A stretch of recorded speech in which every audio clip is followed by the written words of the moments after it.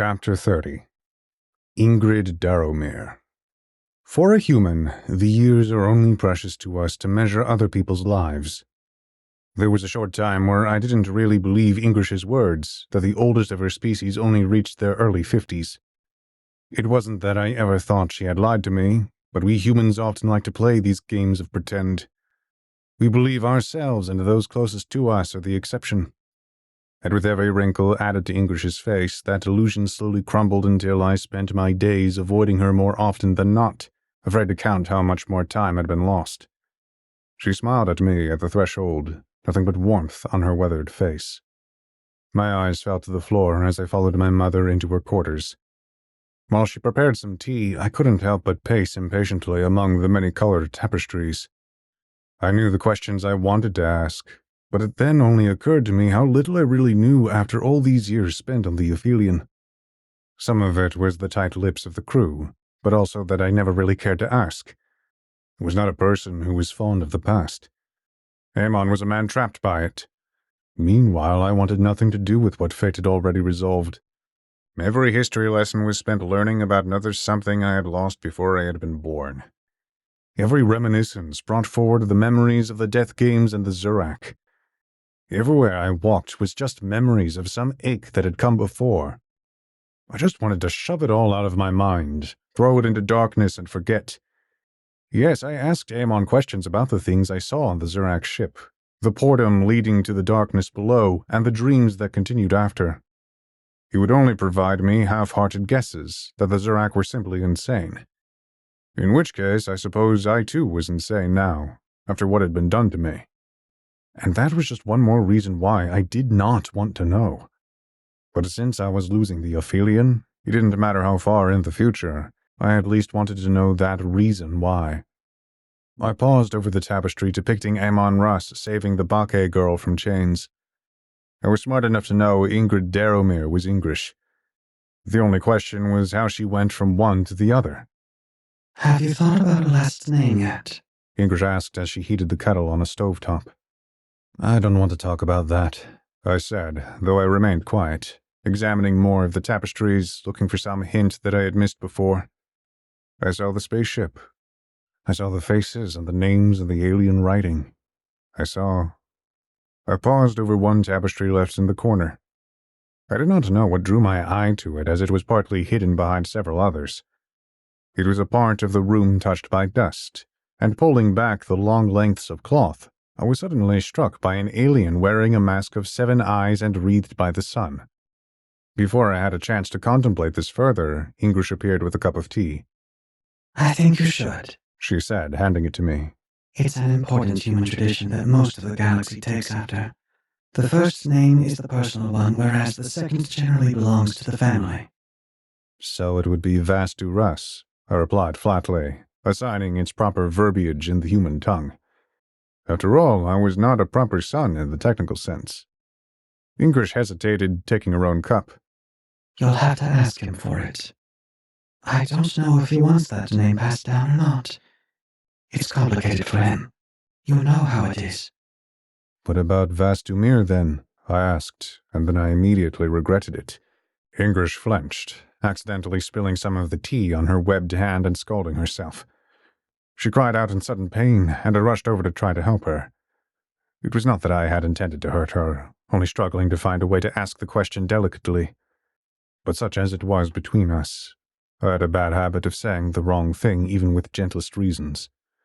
Ingrid raised a hand, gesturing she was all right, and she wiped her hand with a nearby rag. "I remember what you said to Riker," I began, "how you left to kill Oberyn. I just don't understand any of it. I can't imagine you harming anyone. You're not that person." I didn't say that to reassure her. I genuinely believed that she was incapable of any kind of violence. Aside from that one time, I had never seen it, not a trace. And there were so many examples to the contrary. I had seen her meekly argue with Oberyn, cower in fear in front of General Chiron, and so many other examples over the years. Ingrid was the gentle Bake telepath, nothing else. "Ingrid Daro'Meer is not my name," Ingrid said, sensing my thoughts. "I know," I responded, remembering what Aemon had told the emissary of the Golden Court. No, you don't understand. Ingrid Daro'Meer is my mother.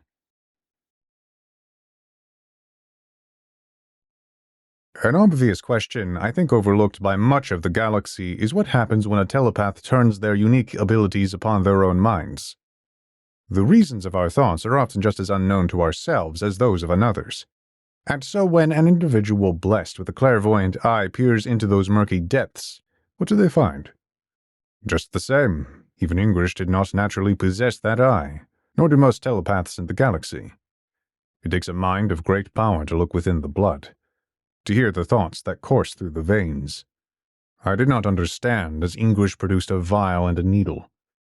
As she plunged the syringe in the clear liquid, I felt a strange sensation up my own arm. And it was only when Ingrid injected herself, I again shuddered with the memory of the Zerak Queen's nails drawing my blood. At once, I wanted to call out to my mother to stop, but it was already too late. Her head fell back, and I feared the worst. I rushed to my feet, about to help her and raise the comm for Aemon, but she steadied herself. With a desperate cry, and my mouth silenced as I again saw Ingrid as she had once been, younger even. The power of her mind had increased as such that it was effortless for her to massage the senses. And if the memories of the Zerak Queen were not dragging me back to that black vessel, to the portum and the things below, I would have embraced Ingrid with joy. Instead, I watched silently. Ingrid undid the scarlet headband around her eyes. In their reflection, I saw the face of another Bacchae woman, with similar features to Ingrid. And so, too, I saw another shade and another, a long line fading in her black pupils. She spoke, but with a different voice. It wasn't just her lower tone. Her accent had changed. Her cadence rose and fell as if joined subtly by many others within one. I am an assassin of the Golden Court, but not in the way you think. We're instructed in the blood and by the blood. Our lifespans are too short for the kind of training it takes otherwise. It doesn't matter that Ingrid took me before I was initiated. It was written on me before I was born. And similarly, it doesn't matter that Ingrid died a long time ago. She lives in me, and so the Golden Court wants to kill her through me. Why did you hide this from me? I asked, feeling a sharp stab in my chest. Ingrid sighed. I didn't. The last time I awakened the blood was with Oberyn. It's not something I enjoy doing. It's not the person I want to be. Why not? Ingrid looked patiently at me, and I realized that I had asked a rather silly question. I was the one person in the universe who ought to know why. I never understood why Aemon gave you that rule. It's not like he was ever against killing. Ingrid shrugged her shoulders. Aemon didn't give me a rule. He gave me my choice back, my freedom to choose. I was bred to weigh the value of 10,000 lives, decide who could not fit in the grand design, and then inflict upon them the horror of the mind poisons. Listen, Vass. If the day ever comes when you find someone, that is why you protect people in your life. You give them the freedoms you couldn't have. But this means you're poisoned, just like me, I replied flatly, remembering Ingrid's lesson all those years ago. Again, I said that with no malice. It was more to do with what I was. There's much more to the Bacchae people than the Golden Court. I just had to find that part of my inheritance. You don't need to be bound by the ugly parts of your history. I looked at her with my crimson red eyes. And what about the part of me that's Zerak? It is, I think, not in the acts of rebellion in which we find ourselves. It is not enough to be simply running away from something, but that we ought to be running towards something. Ingrid told me the story of Ingrid Daro'Meer, the Golden Court assassin sent to kill Aemon Russ. But of all her mother's targets, Aemon was the one she couldn't kill. She practiced her trade in mind poisons, implanted thoughts which drive the target to insanity and coma and death.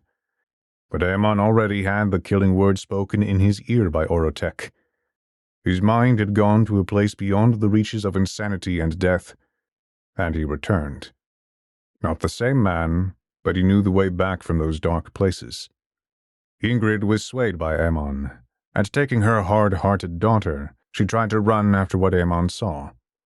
She died, fending off the Golden Court and winning her daughter's freedom. The rest is their history, and so little of it was any comfort to the boy with Zirak eyes. As I recall, I was not possessed by self-loathing. That would imply whatever the Zirak had done to me was a part of myself.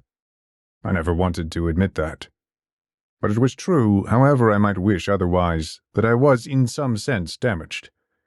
I always caught a sense of unease from Riker, no matter how much he tried to hide it. Aemon was far better, but few things hurt more than those occasions where a worried glance slipped his stoic expression. Perhaps I treated Ingrid too harshly, avoiding her so often, but I couldn't bear to see it on her face, too. She delved into my mind. She had seen what I had seen, knew how much of me was still me. I think that permitted her a comfort unavailable to the rest of the crew. But that didn't change the fact that she had her own secrets, and despite her thousand assurances, I always persisted with the worry that there was some unseen corner of her that was secretly disgusted by me. Who knew? Today proved she was good at keeping secrets. That was the problem with telepaths. They were too good at acting like the people you wanted them to be. Over the years, I found myself turning to a strange shoulder to fall upon. As I opened the doors of the medical bay, I found Tut performing maintenance checks on his equipment. His milky eyes did not look up at me as I entered. The doctor wore what he always did, his white surgical robes. Combined with his bulbous head and ventilator, he looked every bit the part of the menacing alien doctor. His elongated fingers twisted a dial, checking for some readings on a diagnostic computer. "Your medicine is in its usual place," Todd answered me before I could ask the question. I didn't go to the drawer, instead hoisting myself up one of the beds and sitting down, kicking my legs in the air, bored. I had a newfound affinity for hanging out with Tut, much to the doctor's displeasure. He was the only thing on this ship more monstrous than me. He sighed as he realized I was going to be staying a while. "Don't you have your chores to get to?" the alien asked. All done for the day. I laid down on the medical bed, throwing up my arms and yawning. "Unfortunate," the doctor replied. I never understood you, Tut. I cast an annoyed glance. Most aliens are just like humans. They desire company. How come you always want to be alone? I tried to banter with him. "Most aliens are made by humans. It is natural that they take after you. I am no such creature. We come from different descents, thus it is natural that we revile each other." I swallowed, feeling some hurt, but then I cracked a smile. Isn't that a poor reflection on your abilities? Even you couldn't fix my eyes, what they see. The Zirak modifications are not what I am speaking about. They are small compared to the human part that causes my skin to crawl, Tut answered. I glanced his way again. Why are you afraid of humans, Tut? I used to be afraid of you. Now I'm not anymore. Tut clenched his fingers. It was a bizarre sight, the long digits extending well past his palms. He straightened his back and moved on to another task. "You ought to be afraid of me. That you are not means something is defective. Every aspect of our existence stands in contrast to one another. Do you understand why you naturally feel so uncomfortable? Because our biologies are at war with another. Even with my ventilator, the air you breathe is poison, poisoned by my cells, and similarly, you are poison to me. Our microscopic makeups are attempting to kill each other, exterminate the foreign element. It is only because of our advanced immune systems that we can survive each other's presence. Otherwise, we would fall ill and die." No reason that we can't talk, I joked. "The time for that passed ages ago in my species. There can only be disagreement between us now." Tut had gone from work to pacing. He was so distracted that his precise mind was in all but a disorganized frenzy.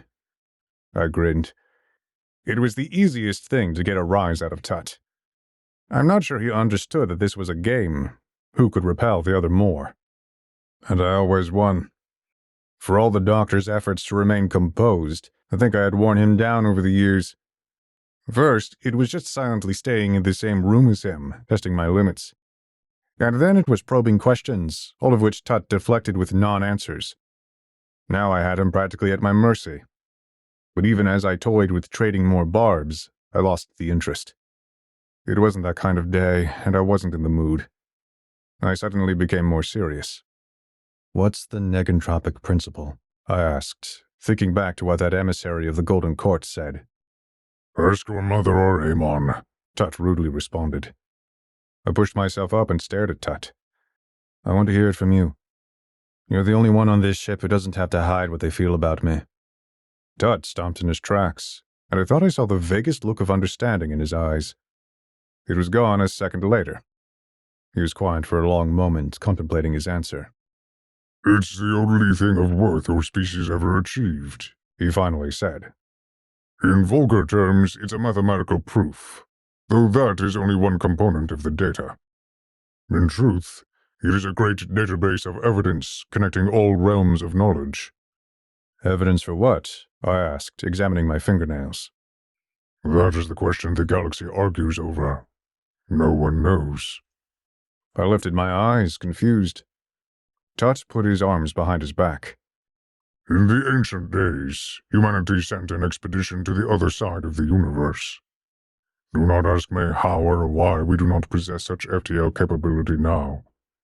Supposedly, it was lost or perhaps something was dangerous about the technology. But the vessel they sent was in search of the meaning of all things." I picked up a scalpel and ran its blade gently along my finger, feeling its familiar sharpness on my skin. Tut continued. "What they came back with was a proof. Some rejected it because even evidence rooted in the foundation of reality is not enough to convince a skeptic. And indeed, the galaxy argued endlessly over what it meant." "Can you tell me what it is already?" I sighed, just seeing flashes of bad memories in my mind. "What the humans of that vessel recovered was proof that the universe once existed in a state of perfect order. Instead of being governed by the laws of entropy, it was in a state of harmonious negantropy. Energy and complex systems spontaneously arising out of nothing. And indeed, it makes sense. One has to jump through endless loops of improbabilities to justify complexity in a naturally entropic universe, and why we do not experience further emergent systems now." "And what does that mean?" I asked, throwing up my hands. Tut hesitated. "Some call it a proof of paradise. Some think the universe can be restored to a place without death. Some reject it entirely. Some think it is proof of God or gods. Some take it as an argument that there never was any intelligence at all. But for my species, it was a step in the great work, one that we must now finish by our own hands. We must restore the universe to its original state or face the death of everything." I mulled over this for a moment before I pointed the scalpel at Tut. "You know, Ingrid tried to teach me of that word called God. The Zurak taught it to me first. Their definition was the voices which scrape under all things. They call the universe Kadur Hadam, the wide sphere drenched in the blood of the living. They thought the voices were of the gods dreaming our suffering. They tried to wake up, and we must not let them." Tut tilted his head. I brought up my dreams many times before, but this time it seemed the doctor was piqued by their content. "I know you see many dreams despite my medication. But now I am interested. Precisely what do you see so often at night?" I walked down the corridors of the Aphelion to my room. I had left the medical bay, having given Tut my answer. I described what I experienced as dreams, for I do not have a better explanation for them. Phantasms might be a better word, for I often find myself wide awake afterwards, far outside my bed. But I knew what I experienced could only be dreams, or perhaps hallucinations. They could be nothing else because nothing in reality could explain them. Taking a deep breath, I realized that the labyrinthine corridors of the Aphelion were wrong to me. I wondered if I was asleep, having already gone to bed, or whether this was one of my waking phantasms. Tut's medication was never perfect, and it could only prevent the dreams for so long. I watched as the metal hulls were unwoven like threads of cloth, and I saw before me an alien world under a distant sky. My familiar world faded before me, and I stepped annoyed into the new one. Clutching my arms against my chest, I shivered as I felt the cold air of an indifferent night. I felt strange blue soil gristle under my feet, and I began to climb a dark mountain because there was nowhere else to go.